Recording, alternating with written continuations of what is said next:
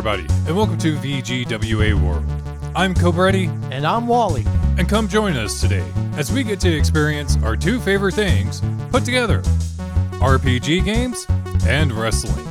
I see the stars and planets have finally aligned where we can join RPGs and wrestling together. Today we're going to do a quick preview of WrestleQuest by Mega Cat Studios. Available this summer on PS5, PS4, Xbox One, Xbox Series X and S, the Nintendo Switch, and Steam. And an extra shout out to Mega Cat Studios for actually returning our request for, information. Thank you to them because we've been turned down quite a bit so far. Turned down? That actually means we would get a response back. That's kind of like going on your date and getting a number and they never call you back. WrestleQuest is a love letter to JRPGs and wrestling fandom. And not just the in-ring wrestling action we're all accustomed to seeing in video games, but they go behind the scenes and give the in-depth on how wrestling matches and performances are done. Wally and I both had separate playthroughs of the demo, and we will give you our thoughts of what we thought about the game. And if you have any interest, you should check this demo out on Steam as it's currently available before the release, sometime in the summer of 2023. If you would like to download a demo of this game, click the link in the description below. And don't worry, we'll get absolutely no kickbacks for it. So let's get this show on the road and analyze some gameplay. Ooh, yeah. If you notice on the Skybound game splash screen, the character audio is a little thin. Roger. One shot.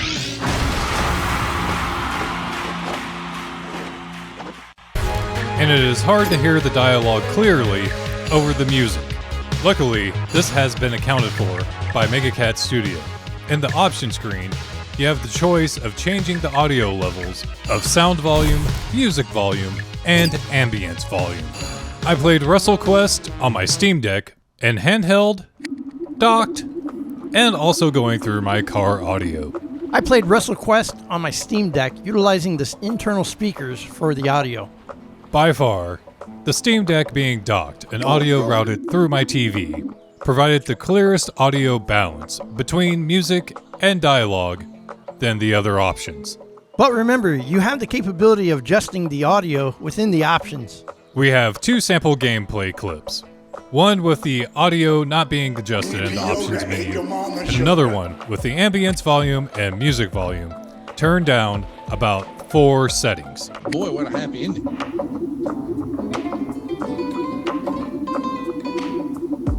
Well, I can control this and I can fix it. As the intro drops, the high quality in the music really shines. It makes a great first impression. And that totally rad 80 synth music totally captures the 1980s vibe of this video game.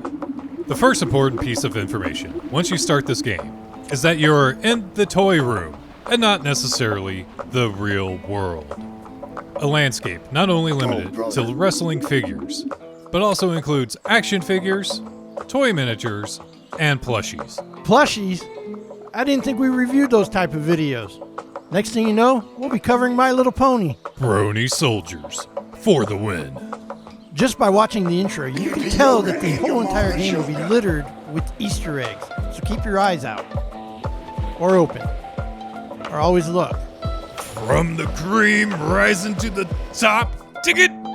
Macho Man to the junkyard dog of BEW. There is no shortage of Easter eggs in this video game.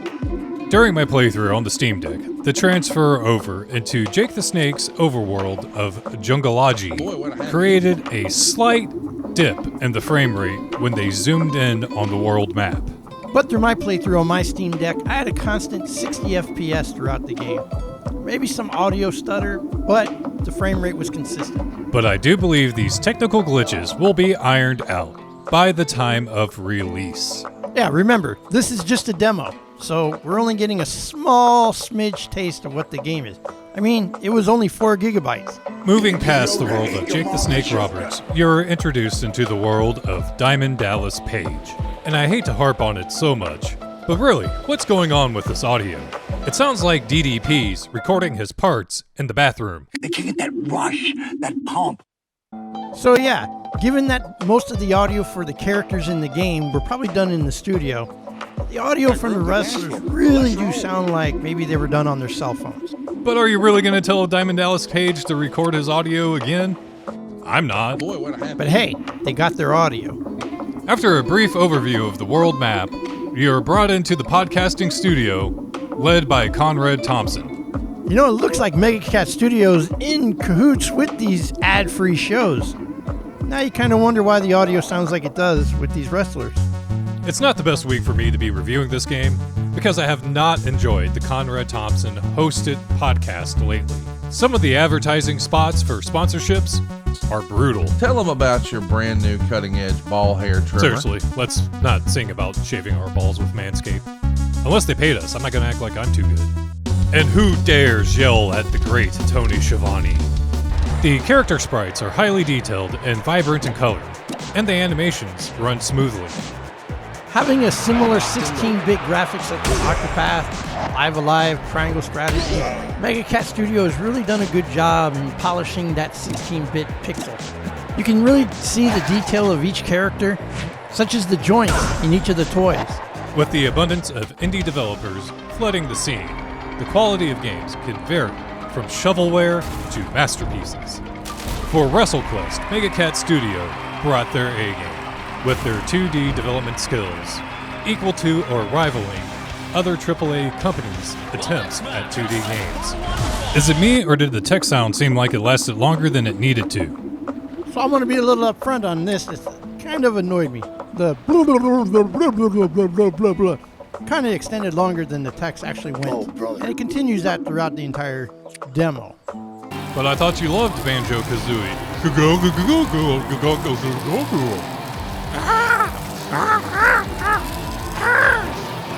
See, you proved it. It had two different audio. And the text suffers the same fate as all the other games on the Steam Deck. It's just a little too small. I got to get the little bifocals on so I can see the text. Maybe a little magnifying glass as well. You know, maybe I should have docked it and put it on a TV. It probably would have been legible. As the story progresses, we get to see the entrance of Macho Man Randy Savage. I would love to know what wrestling organization has this kind of demographic where you look at the entrance and there's 12 females in the audience compared to 5 males. It's definitely not Glow.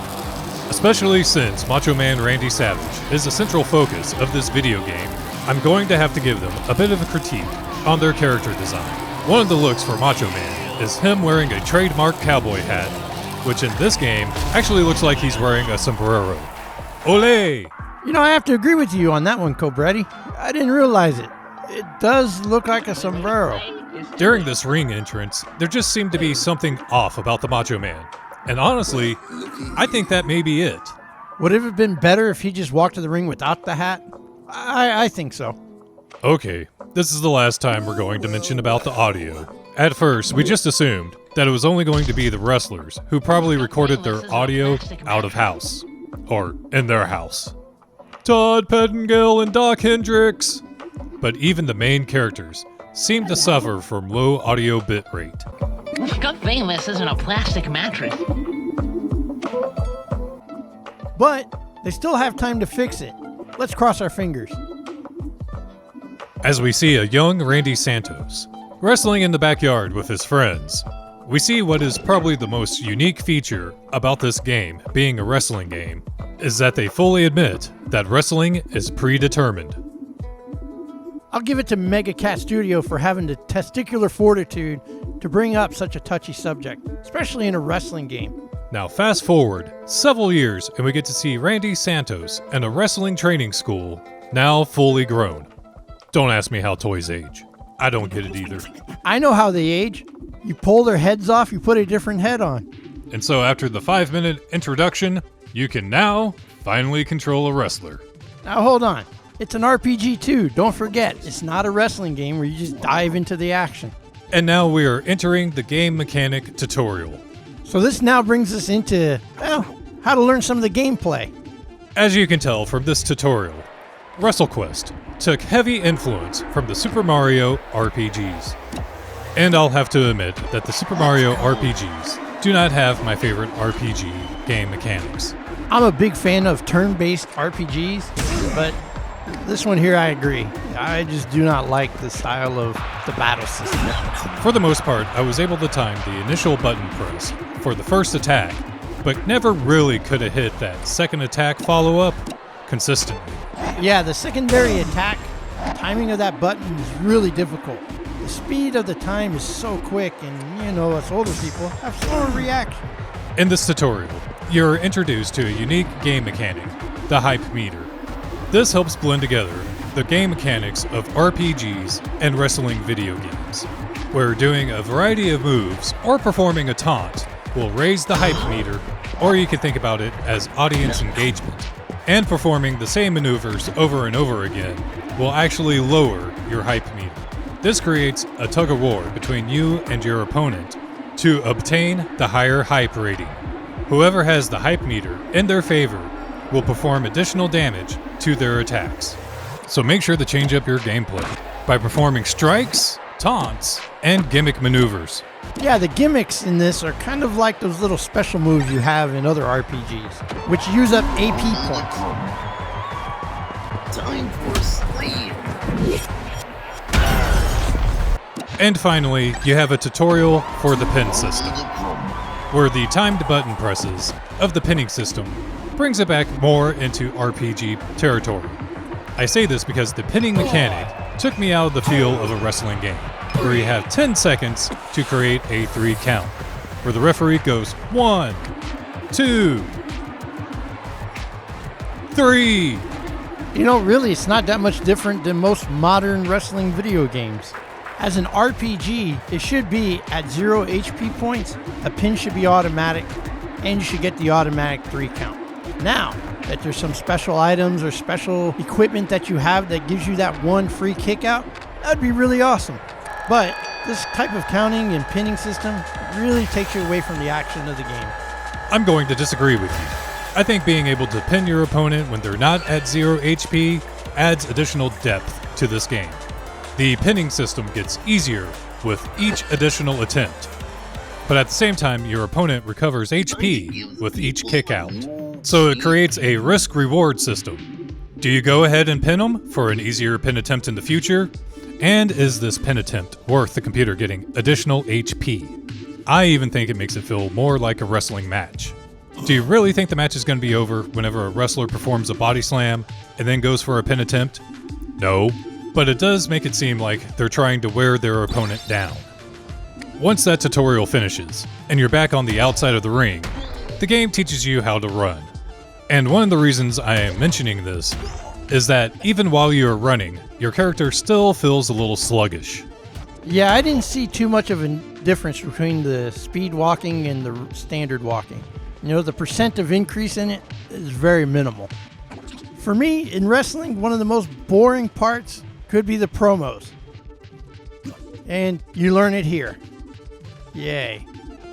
The promos do show MegaCat Studios trying to encompass all aspects of pro wrestling. So while the promos were not my favorite part of the video game, I understood why they were there, and they serve a purpose to build up your hype meter at the beginning of the match.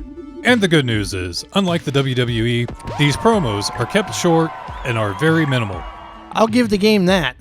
They at least keep it short and to the point. After the promo tutorial, you're introduced to the quest tracker.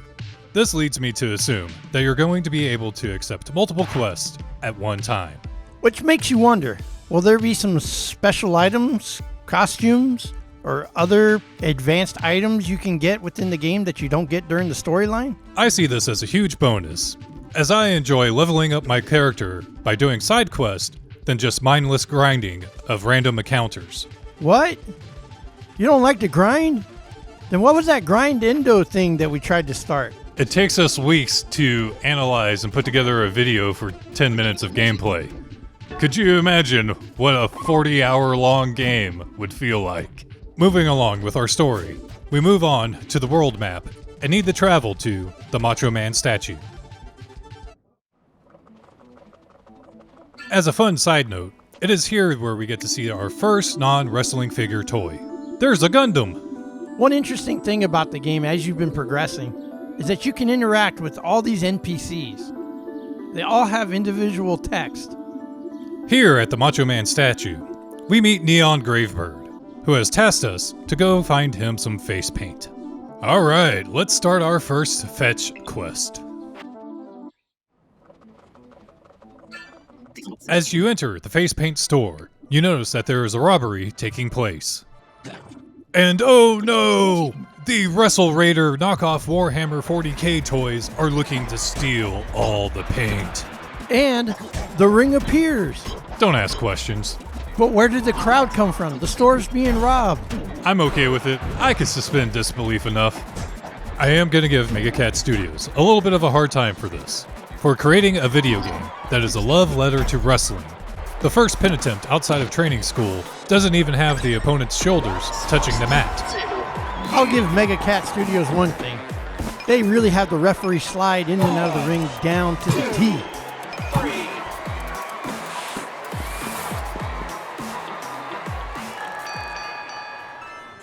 Inside the face paint store, we're introduced to the keys game mechanic of this video game. To clear blocked paths, you need to find table tokens. We want tables. We want tables. I understand that they're trying to create a game mechanic that is unique to wrestling. I think having challenge tokens instead of table tokens would have been a more fun idea, where a NPC is blocking the way, and the only way you can get past them is presenting a challenge token. It's a table, and he's a wrestler. He just climbed up on top of one of the barrels and smashed it. Maybe even have a little fun with it, with each of the NPC wrestlers being based off of a wrestler known for using a full Nelson lock.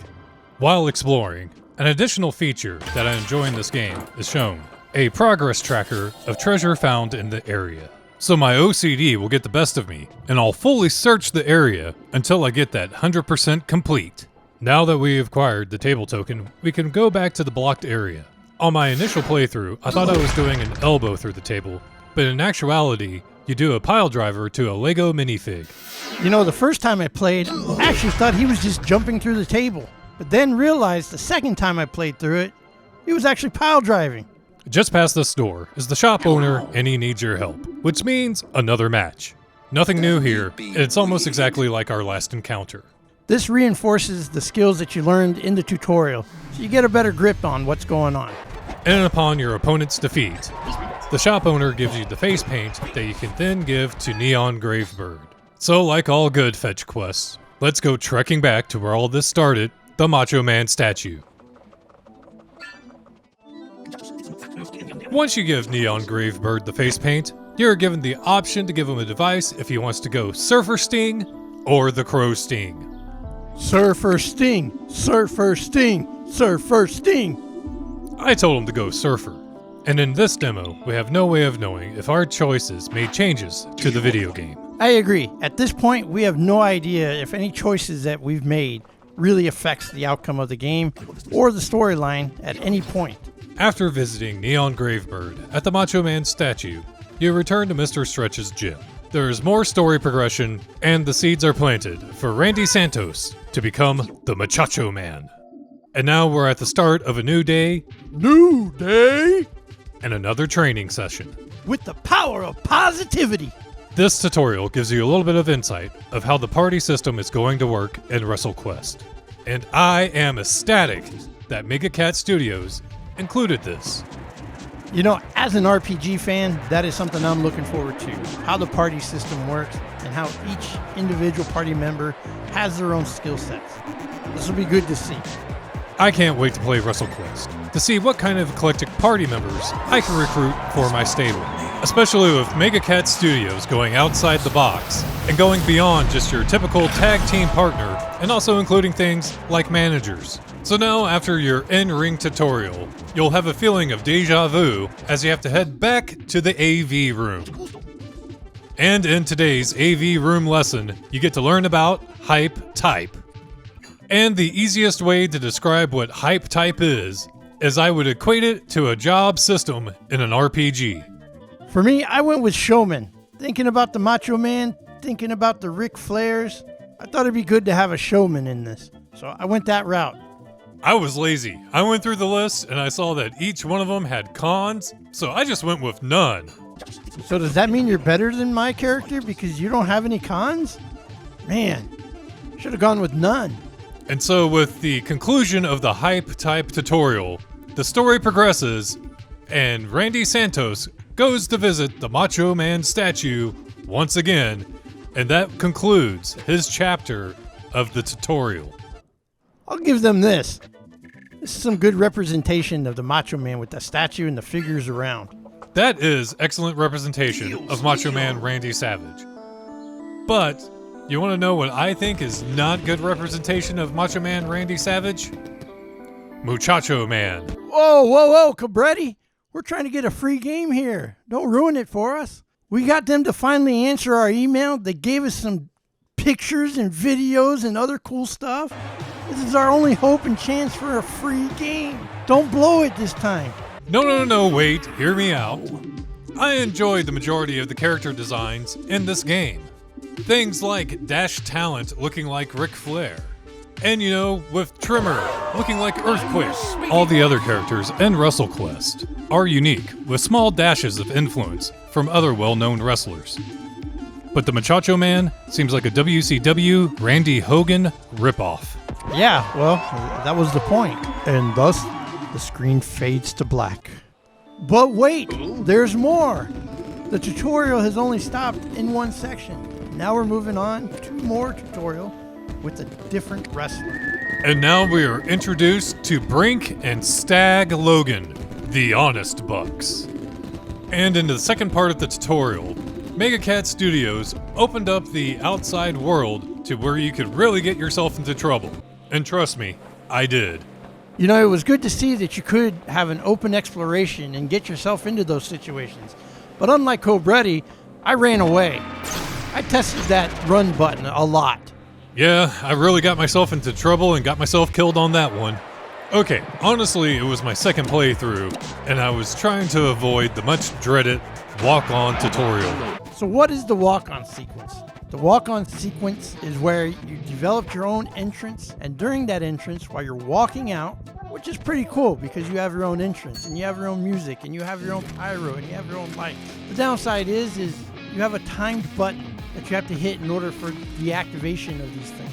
I missed it a few times, and to be honest, it made the entrance very disappointing. So while Wally didn't like the promo aspect of this video game, and I didn't mind it, that's the way I feel about the walk-on gimmick.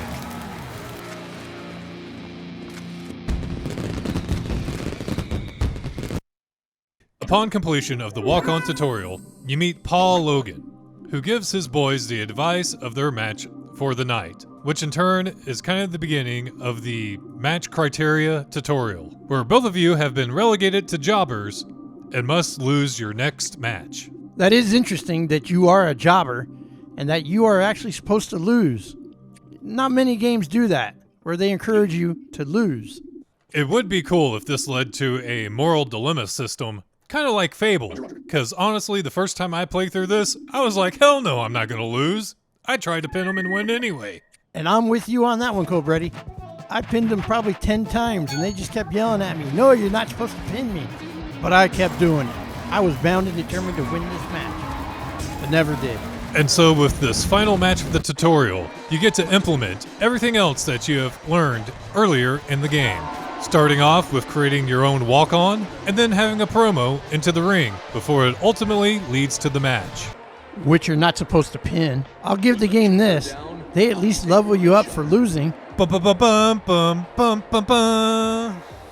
And that ultimately concludes the demo playthrough. For me, after completing the demo, it left me with a lot of questions and a lot of eagerness to play this game. I'm with you. This demo left me intrigued. I really want to see what Mega Cat Studios produces with this video game. However, though, I would say that after my demo playthrough, I'm not sure if I would pay a full AAA price for this video game. But just remember that this is just a small sample of the over 50 hours of gameplay that is going to be included in WrestleQuest. Yeah, there are tons that we haven't even experienced. We haven't even met the legends yet. We haven't even wrestled in a full tag team. We haven't even developed our full parties. So until that happens, there's a lot of questions and a lot of excitement. Hopefully we're not disappointed. So, Wally, I got a question for you. The release of this game has been delayed due to a development with the developer. Do you think this video game is going to be released on Xbox Game Pass, maybe? First, I would say I hope so because it would be great for the game developers. On the other side, I don't see Microsoft deviling out any space for them within that big Game Pass network that they have. I feel like they're sticking to the Steam and PC era, and just recently noticed that they have Nintendo Switch as a wish list pick for the game, which I'm actually good for because I like portable games. This would be one of those fun ones you play on the road while you're waiting for your kids to get out of school, or you're waiting for your wife to get done at Target. Well, crap, it looks like I was wrong on that one. Game Pass, Netflix, potato, right? So I'm really curious how the hell that's going to work out. Netflix, huh? So make sure to come check in with us after August 8th for our full review of WrestleQuest. I would say actually on August 8th, but I'm fairly certain I caused us not to get a pre-release copy. Thanks, Cobraddy. Honesty's the best policy. Maybe, except for free games.